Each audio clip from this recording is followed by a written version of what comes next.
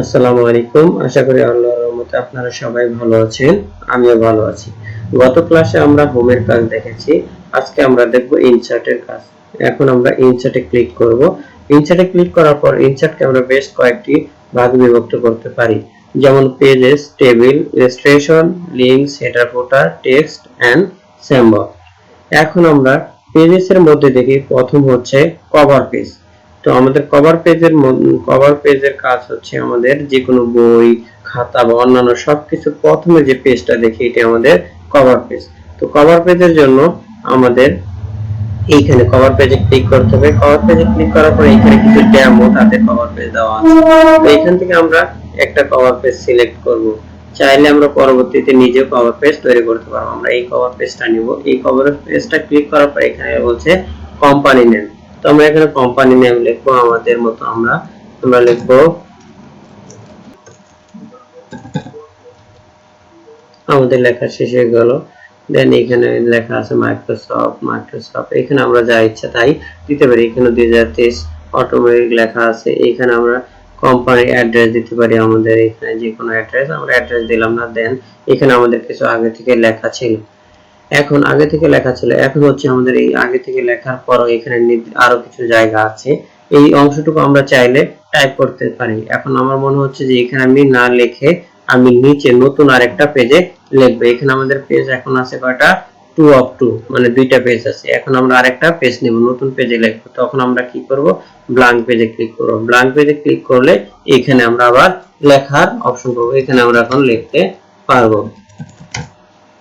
তো এইভাবে আমাদের নতুন পেজে একটি লেখা একটি পেজ থেকে অন্য আরেকটি পেজে যখন লিখতে যাব তখন আমরা কি করব? ব্ল্যাঙ্ক পেজ নিব। এখন আমরা দেখি পেজ ব্রেকের কাজটা কি।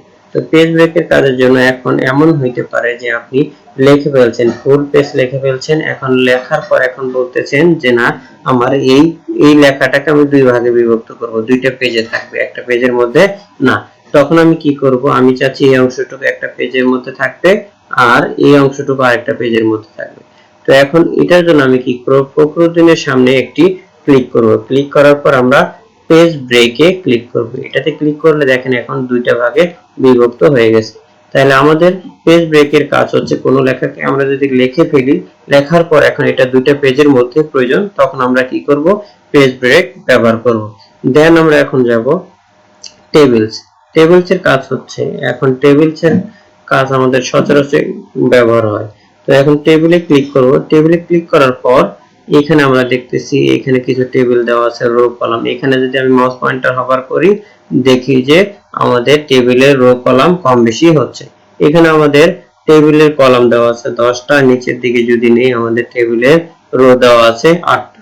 এখানে আমরা ক্লিক করলাম। ক্লিক করার পর এখন যদি আমরা এখানে টেবিলের ঘরগুলোকে চাইলে এই যে ইরেজার দিয়ে আমরা টেবিলের ঘরগুলোকে মুছতে পারবো। আমাদের যেটা যেটা প্রয়োজন নাই সেটা আমরা মুছে ফেলতে পারি। আবার চাইলে এই ড্র টেবিল দিয়ে এখান থেকে আমরা পারি এটাকে আমরা আবার কলাম বা রোতে আবার পরিণত করতে পারি।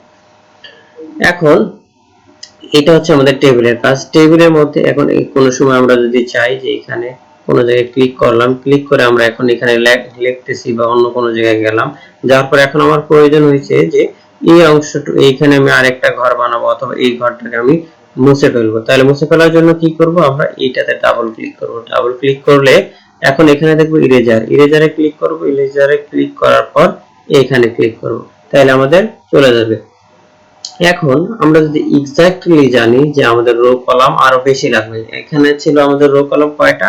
10টা এবং 8টা। এখন মনে হচ্ছে যে না, আমার আরো বেশি প্রয়োজন, তখন কি করব? এখানে আমি ক্লিক করলাম। ক্লিক করার পর যদি আরো বেশি প্রয়োজন হয় তখন আমরা কি করব? এখানে ইনসার্টে ক্লিক করব। ইনসার্টে ক্লিক করার পর টেবিলসে যাব। টেবিলসে যাওয়ার পর এখানে ইনসার্ট টেবিল।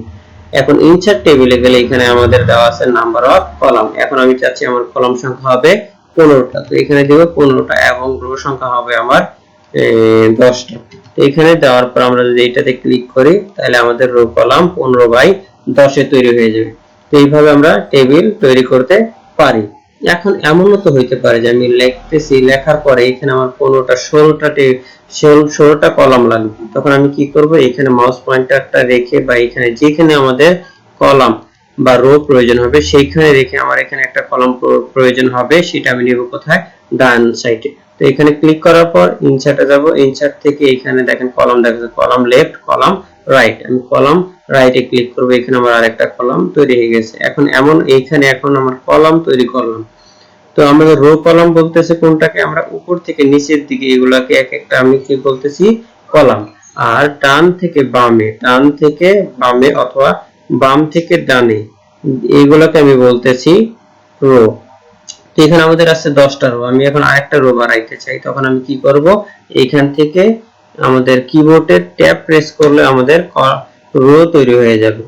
অথবা আমরা যদি মাউসের রাইট বাটন ক্লিক করি, যেখানে আমরা রো তৈরি করতে যাচ্ছি সেইখানে রেখে মাউসের রাইট বাটন ক্লিক করলে ইনসার্টে যাব, ইনসার্টের থেকে এখানে দেখা যাচ্ছে ইনসার্ট রো এবং উপরে ইনসার্ট রো বিলো, নিচে আমি যেখানে মাউস পয়েন্টারটা রাখছি তার উপরে অথবা নিচে যদি আমি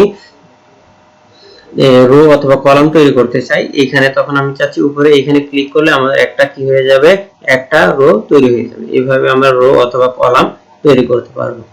আজকের ভিডিও আমাদের এই পর্যন্তই। আগামী ক্লাসে আমরা শিখব ইলাস্ট্রেশনের কাজ। আপনাদের সবাইকে ধন্যবাদ। আসসালামু আলাইকুম।